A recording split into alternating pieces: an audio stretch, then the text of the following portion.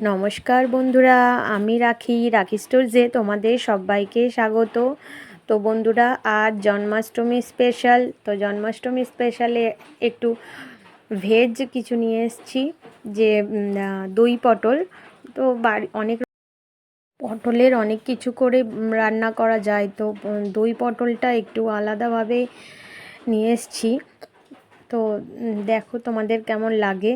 আর আমার ভিডিও তোমাদের ভালো লাগলে প্লিজ তোমরা লাইক করো আর আমার চ্যানেলটাকে সাবস্ক্রাইব করে দিও। এই দই পটলের জন্য আমি ওই 300 মতো পটল, আমি একটু বড় বড় সাইজের পটল নিয়েছি।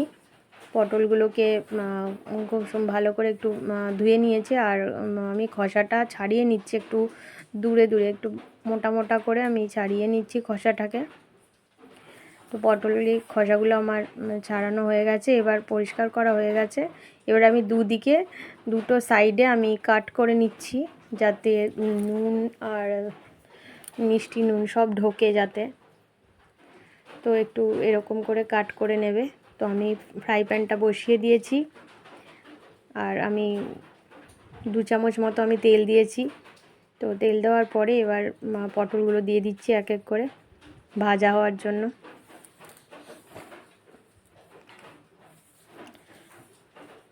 তো পটলটা আমি খুব ভালো করে ভাজবো।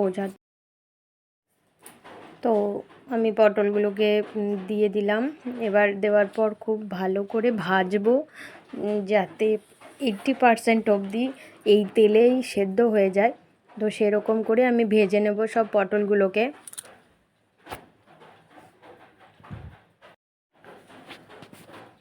তো অনেক সময় বাচ্চারাও পটল খেতে চায় না, তো এইরকম করে রান্না করলে বাচ্চারা খেয়ে নেয়। তো দেখতে পাচ্ছ আমার পটলটা ভাজা হয়ে গেছে। আমি একটু চাপা দিয়ে আমি পটলটাকে ভাজছি সব সময়, যাতে পটলটা ভেতর থেকেও সফট হয়ে যায়, নরম হয়ে যায়, আর ভাজাটা লাল লাল করে হয়ে যায়। তো আমি পটলগুলোকে তুলে নিচ্ছি। এরপর আমি ওই ফ্রাই প্যানে আমি 2-3 চামচ টক দই নিয়েছি, যেটা আমি খুব ভালো করে ফেটিয়ে নিয়েছি। আর গ্যাসের ফ্লেমটা একেবারে কম করে মানে বন্ধ করে দিয়েছি, যাতে দইটা না ফেটে যায়।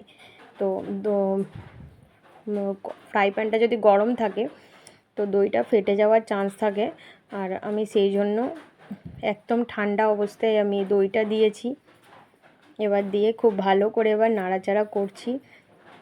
এখন আমি গ্যাসটা কিন্তু অন করিনি। আমার গ্যাসটা এবার অন করে দিয়েছি। করার পর আমি 1/2 চামচ মতো লঙ্কা গুঁড়ো দিলাম, আর 1 চামচ ভর্তি করে আমি পোস্ত বাটা দিলাম। এবার খুব ভালো করে এবার নাড়াচাড়া করে নিচ্ছি, যাতে পোস্তর কাঁচা গন্ধটাও চলে যায় আর ভালো করে কুকটা হয়ে যায়।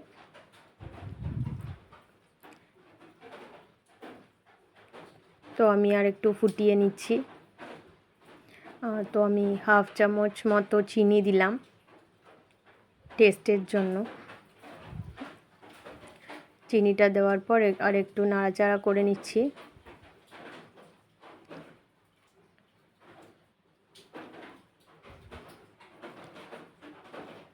আর 1/2 চামচ মতো নুন দিলাম।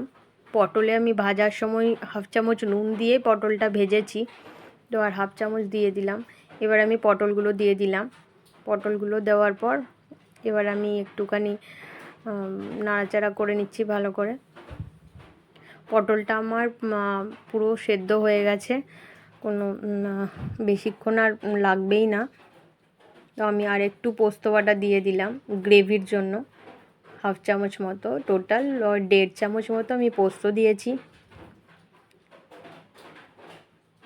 তো আমার রান্নাটা অলমোস্ট হয়ে গেছে। আমার দই পটল একদম রেডি। তো আমি এবার নামিয়ে নিলাম। তো আমি এবার প্লেটিং করে নিচ্ছি। তো আমি পটলগুলোকে সাজিয়ে নিয়েছি প্লেটের মধ্যে। আমার ভিডিও তোমাদের ভালো লাগলে লাইক করো, কমেন্ট করো, অ্যান্ড চ্যানেলটাকে সাবস্ক্রাইব করে দিও প্লিজ প্লিজ। আর থ্যাংক ইউ।